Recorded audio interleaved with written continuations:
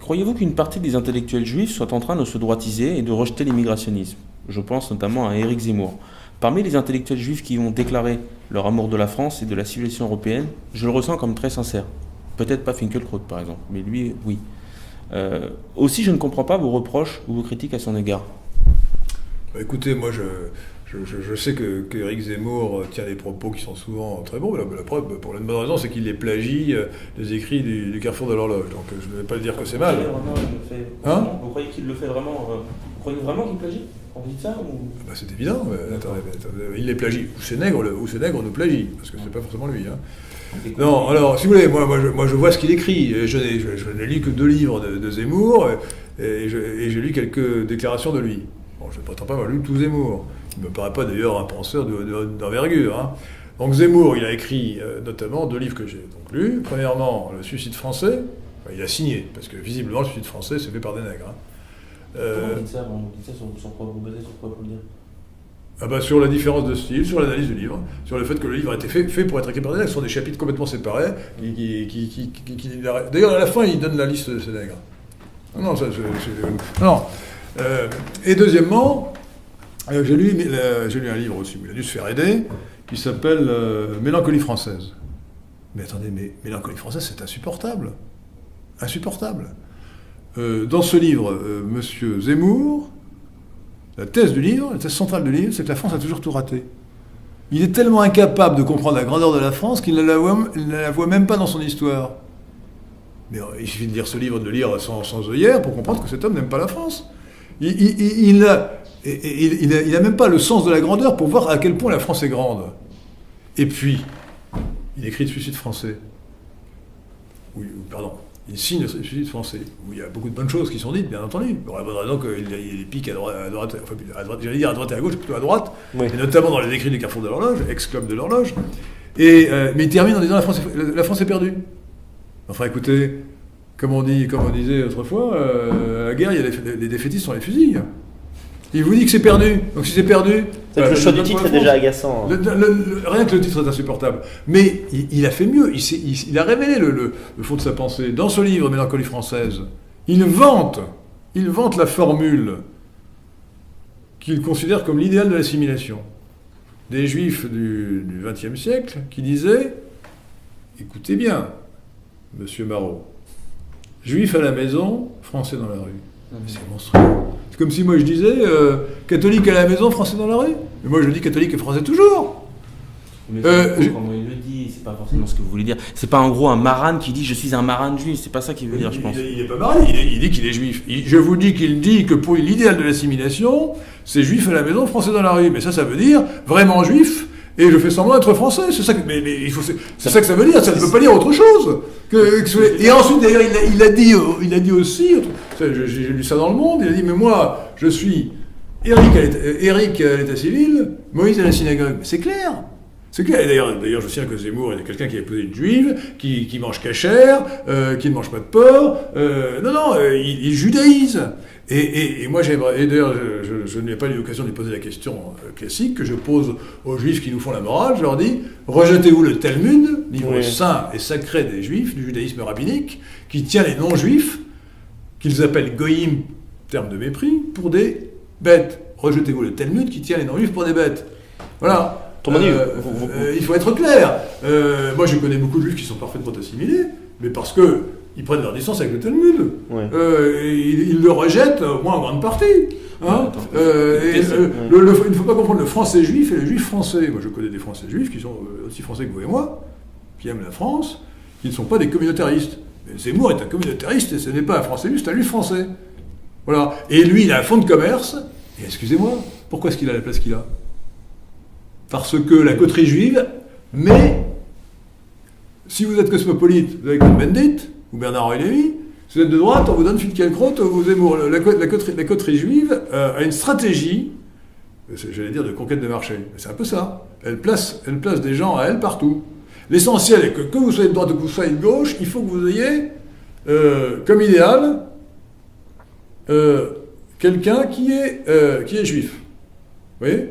Et moi, je suis désolé, mais je ne veux pas que je ne me considère pas comme une bête par rapport à des juifs qui seraient les seuls hommes.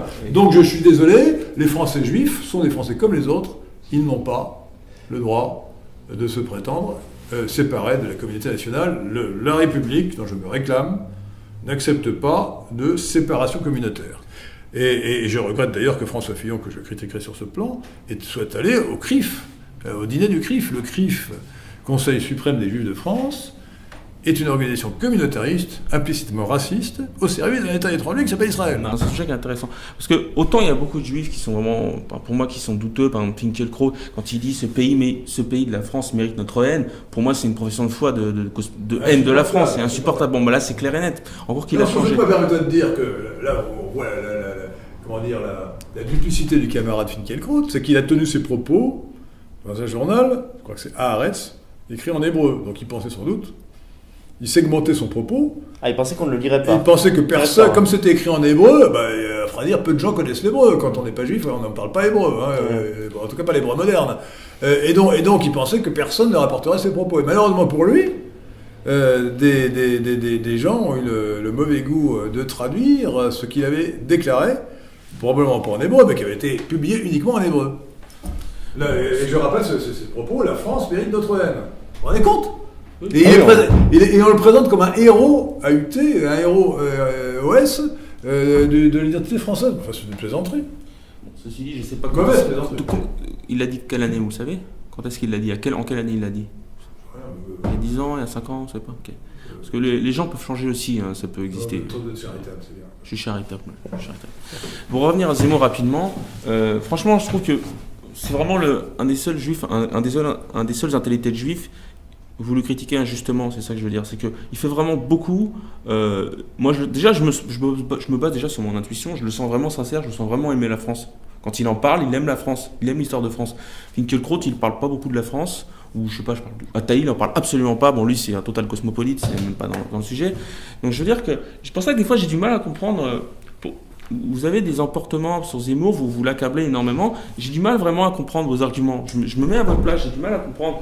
Ce n'est pas un emportement, je n'ai pas d'emportement contre moi, c'est une analyse froide. Vous pensez qu'il n'aime pas la France, vraiment, vous le pensez ? Mais il a écrit Mélancolie française. Écoutez, si on aime la France, on n'écrit pas Mélancolie française et Suicide français. Je suis désolé. Mais Suicide français. Non, je voulais démontrer, je peux me répéter, Mélancolie française est un livre anti-français, mais qui montre à quel point il est... Non, d'ailleurs c'est même dramatique, parce que il est de culture talmudique, et le Talmud... Ce qui manque dans le Talmud, c'est la grandeur, c'est le sens de la grandeur. Ça manque désespérément. Mais il ne sait pas ce que c'est que la grandeur.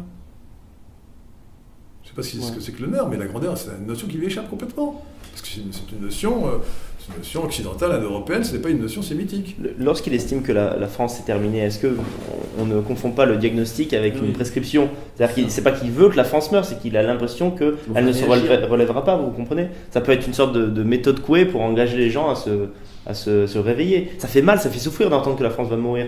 Ça donne envie d'être patriote, vous voyez ce que je veux dire ? Écoutez, vous pouvez toujours lui faire dire le contraire de ce qu'il a dit. Il dit que la France est morte, il ne dit pas il ne dit pas battez-vous pour que la France ne meure pas, il dit que la France est morte, ça n'a rien à voir. À aucun moment, il ne lance un appel à la résistance. Ce n'est pas vrai. Donc, de quelle manière vous voulez qu'il lance un appel à la résistance ? Non, écoutez, pour moi c'est évident. Il y a quelqu'un qui occupe le terrain. Alors les braves gens de droite et qui veulent toujours être trompés par les qui sont des gogos impénitents, se laissent berner par Marine Le Pen, se laissent berner par Florian Philippot, se laissent berner par Éric Zemmour. Mais ouvrez un peu les yeux, ça fait 3 siècles que ça dure, que la droite ne réussit pas à avoir une stratégie intelligente et lucide. Mais Zemmour, il occupe la place que d'autres pourraient prendre. Si on m'invitait moi, comme monsieur Couer-Sano à la place de Zemmour, je dirais des choses un peu plus fortes. Il est certain qu'on peut rejoindre Camara. Attendez ! Sur un point, c'est qu'un non-juif ne pourrait pas tenir les propos que tient Zemmour. Oui, mais il faut le dire. Je suis d'accord. Je n'en sais rien. Mais moi, je peux tenir ces propos. Je tiens des propos et même plus. Mais le fait est que le système médiatique ne m'invite pas moi. Il n'invite pas beaucoup d'autres. D'ailleurs, je pourrais en citer d'autres. Il n'invite pas Yvan Blot, n'invite pas Oui, mais c'est pas un argument. Hervé Juvin, mais si c'est un argument. Convaincant, parce que sinon le Front National serait complètement banni, Jean-Marie Le Pen aurait été complètement banni. Il n'y a pas un pouvoir à ce point-là du système. Le système invite aussi des bons clients. Par exemple, Éric Zemmour, c'est quelqu'un qui est un bon client, qui fait de l'audimat, qui est évidemment, il est sur la tangente, il n'est pas dans le réalisme racial, il parle de l'islam, tout ça. Et il dit par exemple, il dit des phrases claires, il dit la France a le choix entre la soumission ou la résistance. C'est quand même des phrases d'appel à la résistance. C'est pour ça que je ne suis pas d'accord avec vous sur le cas Zemmour. Sur d'autres personnes, j'en parle pas. Voilà. On va pas rester une heure sur Zemmour dit aux braves gens comme vous ce qu'ils ont envie d'entendre, sinon ils ne l'apprécieraient pas. Comme ça qu'il vend ses bouquins. Vous faites partie de son fonds de commerce. Non. Voilà. Mais si, je vous le dis, vous faites partie de son fonds de commerce. Voilà. Mais ça fait. Je suis pas un fan de Zemmour. Mais attendez, voilà, bon, vous ne voulez pas ouvrir les yeux, moi je vous ai apporté des arguments. L'idée c'est de lire le bouquin Moi que aussi, vous parlez, j'en ai vous verrez, n'insistez pas. Quand on aime la France, on ne dit pas que la France a toujours tout raté. Quand on est vraiment français, quand on est vraiment un français juif et non pas un juif français, on ne dit pas, juif à la maison, français dans la rue. Enfin, il faut quand même être un peu sérieux. Bon, vous niez l'évidence.